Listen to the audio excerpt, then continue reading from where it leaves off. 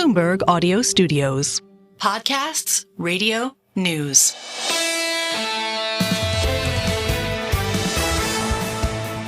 Ambassador Haley, thank you very much for catching up with Bloomberg this morning. If you'll allow me, I'd like to go straight to some of the polls because I think you find yourself in a really peculiar position. Head to head with the sitting president, you dominate him. Within your own party, you're struggling. The latest poll from the Washington Post, Monmouth University, shows 58% of South Carolina voters support Trump compared to 32% for you. So my question would be, how much daylight is there between what your party wants and what you think is good for it? Well, first of all, I'm really proud of what we've done. We had 14 people in the race. We've defeated a dozen of the fellas. I just got one more I've got to catch up to. Everybody said we wouldn't be able to do it. We started with 2% in Iowa. We ended up with 20%. We went to New Hampshire. We got 43% of the vote. We increased 25 points in the last 3 weeks of New Hampshire. This race is still very much moving. We are going to continue to close that gap in South Carolina as we head to Michigan and Super Tuesday. Remember, 70% of Americans don't want to see a Trump-Biden rematch. I am pushing through to make sure they have a voice. That's what we have to do. That's what matters. You've got, a decision whether to keep more of the same or whether to go in a new direction. More of the same is not just Joe Biden. More of the same is Donald Trump. And we've got to stop the chaos. We've got to stop the division. But more importantly, we've got to get our domestic issues on track. We've got to get our national security on track. And we've got to get the American families back on track. Well, let's kick it off with some foreign policy. So you voiced opposition clearly to Trump's remarks on NATO over the weekend. I'm struggling to find more than a handful of Republican senators who agree with you. Is there any evidence that Trump's thinking is unpopular with GOP voters? Well, it's not to go and blame the voters, and it's not to go and blame the American people. I've always said it's important for Joe Biden and Congress to tell the American people why they should care, to give them the other side. And you don't hear that. The other side is that NATO's been a 75-year success story. We have not had war in the region. And if you look, Russia has never invaded a NATO country. They've invaded Georgia. They've invaded Ukraine. They've invaded Moldova. So we want to make sure that, yes, do we want NATO to pay more? Of course we do. But the last thing we're going to do is side with a thug. Keep in mind, Putin kills his opponents. Keep in mind that he has arrested Evan Gersovich, who's been sitting in jail just for doing journalism. Keep in mind that this is a man who has wanted to destroy America and defeat America for years. I dealt with Russia every single day. It is a mistake for Trump to side with Putin over our allies. We needed a lot of friends after 9/11. We better remember that. But it takes a friend to get a friend.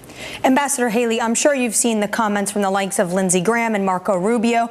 When it comes to NATO, do you feel like you're potentially out of step with members of your own party? It's not. The goal is never to follow the polls. The goal is to make sure you communicate what's right. We need to make sure that we have an alliance that's strong. Our whole goal is to prevent war. That's the main thing. I mean, you look at Russia right now. The reason people should care about Ukraine is because, one, it's a pro-American, freedom-loving country. But two, listen to what Putin said. Putin said once he takes Ukraine, Poland and the Baltics are next. Those are NATO countries. That immediately puts America at war. This is about preventing war. This is about keeping an alliance strong. This is about bringing more friends in, not pushing friends away. Donald Trump doesn't get that. And that's what will creep us into war. We can't have that. And so our goal is not to go and blame the American people for feeling the way they do. It's to make sure we get our message out on why they should care and how this is in the best interests of America.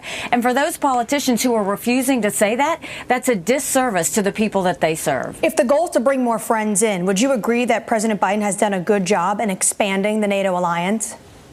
Well, I think, first of all, I think that he understands the importance of NATO, but he doesn't understand the importance of preventing war.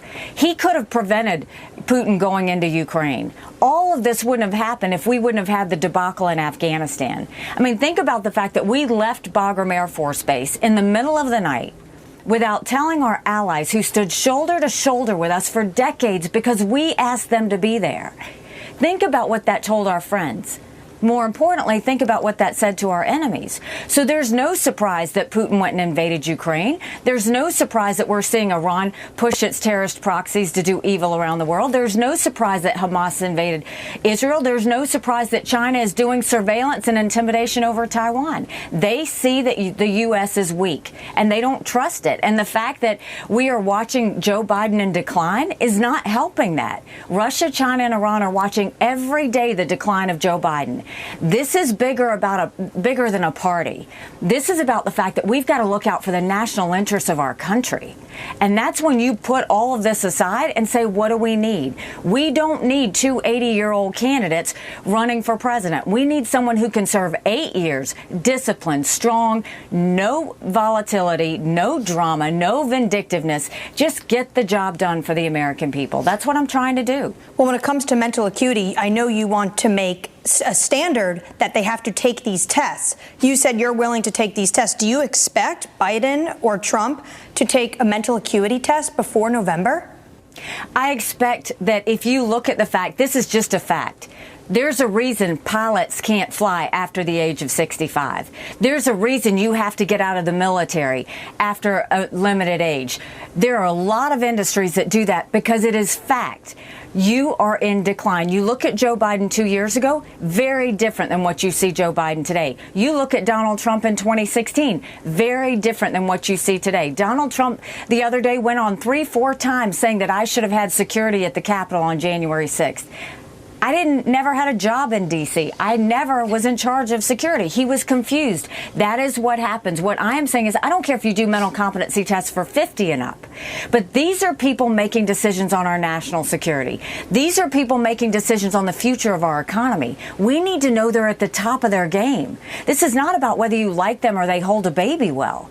This is about the fact that we have serious issues in our country. Our country is in disarray and the world is on fire, and we can't go through 4 more years of chaos. We won't survive it. Ambassador Haley, you point out a number of gaffes, not just from the former President Trump, but also current President Biden. At the same time, they're still beating you in polls when it comes to Trump. Even the FT over the weekend, when it comes to handling of the economy, you're trailing Biden. Why is that? Well, first of all, if you look at the general election polls, you see that I do defeat Biden by almost 17 points. You can look at the Marquette poll that just came out last week. I defeat Biden in Wisconsin by 15 points. Trump doesn't defeat Biden. And we have to look at the fact that if we go and all the swing states, I defeat Biden. And if I win by double digits, do you know what that means?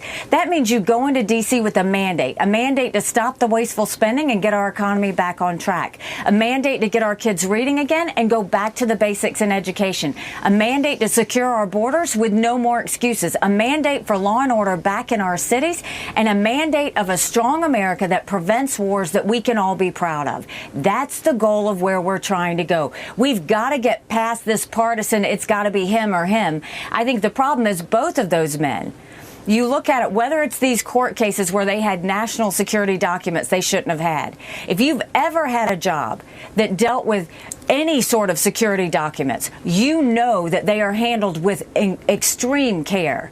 The fact that both of these gentlemen were so arrogant to have those documents bragging around about them or having them in a garage tells you this is more about them than it is about the American people. That's the focus. We've got to get this back on the American people and stop getting it on these two men who are refusing to give up their power. We can focus on that right now. Ambassador Haley, you mentioned the economy. Let's talk about it. Last summer, you spoke to this network about ways to combat rising debt. I've got the transcript in front of me. My colleague Joe Matthew asked you, how would you manage the entitlements to try and get our arms around soaring debt? Your answer, any candidate that says they're not going to touch entitlements, they're basically going to go into office and leave America bankrupt. One option you offered, we changed retirement age to reflect life expectancy. Your original answer is now part of Trump campaign ads. Is that still something you want to do?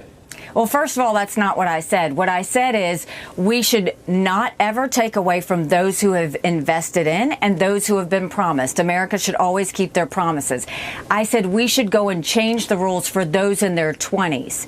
That's the problem. Those in their 20s, like my kids, for them, we should change the retirement age to life expectancy. Instead of cost of living increases, we should do increases based on inflation. We should cap the benefits on the mega wealthy, and we should expand Medicare Advantage plans.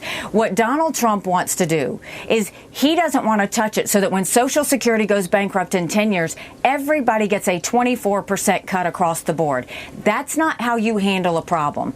I'm going to count it. The thing you do is you get in front of the problem. When we make those changes, that's when you start focusing on what it takes to make sure not only does everybody who've paid in keep what they get, but you make sure that our kids will actually have something when the time comes for them as well. We have to take that seriously, and we have to stop having Congress raid the Social Security accounts. Right now, they're raiding all of those accounts instead of stopping the wasteful spending. We'll stop the spending, stop the borrowing, eliminate the pet projects, and I'll veto any spending bill that doesn't take us back to pre-COVID levels. Ambassador, do you still think 65 is way too low when it comes to retirement? I think it depends. We need to go and look at the numbers and see exactly where it should be. I think right now we do know that people are living longer. What the age should be depends. But for everybody that's paid in the system, the age is 65. That will stay 65. For those in their 20s, that's where we're going to have to go and look and say, what's the right age for us to do that? We can solve this problem. People don't have to live in fear that they're going to lose their Social Security, but we need to be honest with them. Communicate to them that Social Security will go bankrupt in 10 years. Communicate to them that Medicare will go bankrupt in 8. And let them know that we're going to find a way to make sure they keep what they have, but we're going to have to make changes going forward so that we can start to make sure these things are solvent. In 10 years, just changing some of the respect to 20-year-olds isn't going to necessarily change the equation financially in terms of making Social Security more sustainable. So what else could you do in the near term to make this sustainable? Well, right now, Joe Biden and Donald Trump are saying they're not going to do anything, which means you're going to have a 24% cap, a 24% cut in 10 years. At least I'm willing to do something about it. At least I'm willing to tell the American people the truth, that there is a problem and that we're going to fix it. So the thing is, you start with that. You also start with cutting out the wasteful spending that's happened from Republicans and Democrats. We saw that $2.2 trillion COVID stimulus bill that passed with no accountability, that's now expanded welfare, that's left us with 80 million Americans on Medicaid, 42 million Americans on food stamps. That's a third of our country.